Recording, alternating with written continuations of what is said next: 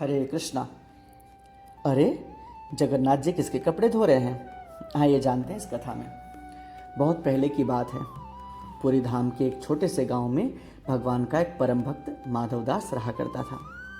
उसके पास न धन था, न परिवार, न कोई बड़ी पहचान।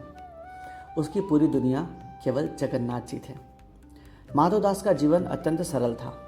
सुबह होते ही वे मंदिर के सिंह द्वार पर पहुंच जाते और घंटों खड़े होकर बस अपने प्रभु को निहारा करते। कभी आंखों से आंसू बहते, कभी मुस्कान खिल उठती। वे बार बार कहते, प्रभु आप ही मेरे सब कुछ हो। लोग उन्हें पागल भक्त कहते, लेकिन माधवदास को दुनिया की परवाह नहीं थी। उनके लिए तो बस जगन्नाथ जी जीवन थे। कहते हैं ना, भगवान अपने सच्चे भक्तों की परीक्षा लेते हैं ताकि प्रेम और गहरा हो जाए। एक दिन अचानक माधवदास एक भयंकर बीमारी से ग्रस्त हो गए।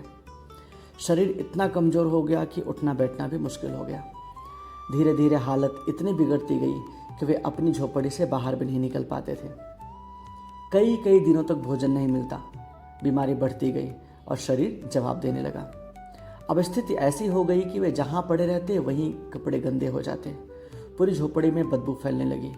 जो लोग पहले उन्हें प्रणाम करते थे अब दूर से ही रास्ता बदल लेते। कोई बोलता उधर मत जाओ, बदबू आ रही है। कोई बोलता इनका अंत समय आ गया। यह सब सुनकर माधवदास का हृदय टूट जाता। वे आंसू बहाते और अपने प्रभु से कहते, प्रभु अब मुझे कष्ट सहा नहीं जाता। शरीर भी साथ छोड़ चुका है। अब मुझे अपने चरणों में बुला लो। एक दिन माधवदास बेहोश हो गए। उसी क्षण जगन्नाथ जी का सिंहासन डोल उठा। प्रभु बेचैन हो गए। उन्होंने कहा, मेरा माधव मुझे पुकार रहा है। और फिर क्या था, जो भगवान सोने के सिंहासन पर विराजमान रहते हैं वही अपने भक्त के लिए सेवा का रूप धारण कर तुरंत उसकी झोपड़ी में पहुंच गए। झोपड़ी के अंदर का दृश्य देखकर किसी का भी हृदय कांप जाए। माधवदास गंदगी में पड़े थे। शरीर बुखार से तप रहा था, लेकिन जगन्नाथ जी के चेहरे पर तनिक भी घृणा नहीं आई। उन्होंने अपना पीताम्बर ऊपर बांधा और अपने भक्त की सेवा में लग गए। जिन हाथों से पूरी सृष्टि चलती है उसी हाथ से आज माधवदास के मैले कपड़े धो रहे हैं भगवान। वे समुद्र से पानी लाते, झोपड़ी साफ करते, भक्त के शरीर को स्नान कराते और प्रेम से उनके सिर पर हाथ फेरते। कुछ देर बाद जब माधवदास को होश आया तो उन्होंने देखा एक साधारण सेवक उनकी सेवा कर रहा है।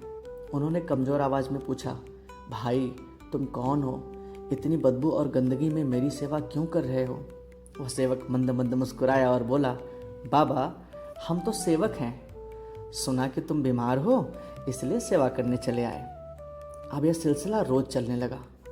वह सेवक हर दिन आता, सेवा करता और चुपचाप चला जाता। लेकिन एक दिन माधवदास को कुछ अजीब महसूस हुआ। उस सेवक के शरीर से तुलसी, चंदन और कपूर जैसी दिव्य सुगंध आ रही थी। माधवदास का मन कांप उठा। उन्होंने ध्यान से उनके चेहरे को देखा। वो बड़ी बड़ी करुणामयी आंखें, वही मधुर मुस्कान, आहा। अचानक माधवदास समझ गए। उन्होंने तुरंत सेवक का हाथ पकड़ा और बोला, आप पकड़े गए प्रभु। यह कोई साधारण सेवक नहीं थे, स्वयं जगन्नाथ जी थे। इतना कहकर माधवदास फूट फूट कर रोने लगे और कहा, प्रभु आपको शर्म नहीं आती? आप संसार के स्वामी हो, मेरे गंदे कपड़े धो रहे हो, मेरी गंदगी साफ कर रहे हो। भगवान मुस्कुराए और बोले, अरे माधव, भक्त और भगवान में कैसा ऊंच नीच? जहां मेरा भक्त होता है वहीं मैं होता हूं। माधवदास रोते हुए बोले, लेकिन प्रभु आप तो सर्वशक्तिमान हो। यदि चाहते तो एक क्षण में मेरी बीमारी दूर कर सकते थे। फिर यह सब करने की क्या आवश्यकता थी? तब जगन्नाथ जी गंभीर होकर बोले, माधव यह संसार के कर्म का नियम है। मैंने सृष्टि बनाई इसलिए मुझे भी नियम मानने पड़ते हैं। ये बीमारी तुम्हें पिछले जन्मों के कर्मों के कारण है जो इस जन्म में मिल रहा है। तो माधवदास बोले, तो प्रभु आप इसे मिटा क्यों नहीं देते? भगवान बोले, अगर इसे मिटा दूं तो यह कर्म अधूरा रह जाएगा। फिर तुम्हें अगले जन्म में इसका फल भुगतने आना पड़ेगा। और मैं नहीं चाहता कि मेरा भक्त एक अधूरे कर्म के कारण इस संसार में फिर आए। यह सुनकर माधवदास स्तब्ध रह गए और बोले, प्रभु आप मेरे लिए इतना कष्ट सह रहे हैं। नहीं, अब मैं आपको अपनी सेवा नहीं करने दूंगा। मैं यह पाप अपने ऊपर नहीं लूंगा। जगन्नाथ जी बोले, लेकिन माधव तुम्हारे कर्मों के अभी 15 दिन और बाकी हैं, उन्हें तो पूरा करना ही होगा। माधोदास ने हाथ जोड़ लिए। बोले, प्रभु चाहे 15 दिन या 15 युग मैं कष्ट सह लूँगा, लेकिन आपसे सेवा नहीं करवाऊँगा। तब जगन्नाथ जी मुस्कुराए और बोले, अच्छा ठीक है, तुम नहीं सेवा लेना चाहते तो कोई बात नहीं, तुम्हारी 15 दिनों की बीमारी मैं स्वयं ले लेता हूँ।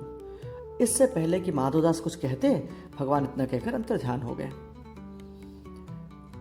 क्षण भर में जैसे बिजली दौड़ गई, माधोदास का शरीर स्वस्थ हो गया।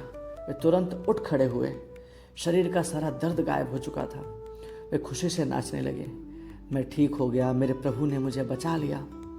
माधोदास तुरंत मंदिर की ओर दौड़े ताकि अपने प्रभु को धन्यवाद दे सकें, लेकिन मंदिर पहुंचते ही वे चौंक गए। मंदिर के द्वार बंद थे। पुजारी चिंतित बैठे थे। माधोदास ने पूछा, मंदिर बंद क्यों है? प्रभु के दर्शन क्यों नहीं हो रहे? पुजारी बोले, माधव, महाप्रभु को बहुत तेज बुखार हो गया है। रात में राजा को स्वप्न आया कि भगवान ने अपने भक्त की बीमारी अपने ऊपर ले ली है। अब वे 15 दिनों तक विश्राम करेंगे। यह सुनते ही माधोदास जमीन पर गिर पड़े। उनकी आंखों से आंसू बहने लगे। वे रोते हुए बोले, हाय प्रभु, मेरी विपत्ति अपने ऊपर ले ली। कहते हैं तभी से पुरी में यह परंपरा शुरू हुई। आज भी स्नान यात्रा के बाद भगवान जगन्नाथ, बलभद्र और सुभद्रा जी को अनसर काल में 15 दिनों तक विश्राम कराया जाता है। मंदिर के द्वार बंद होते हैं। मान्यता है कि इस समय भगवान बीमार होते हैं और उन्हें औषधीय पेय और हल्का भोग लगाया जाता है।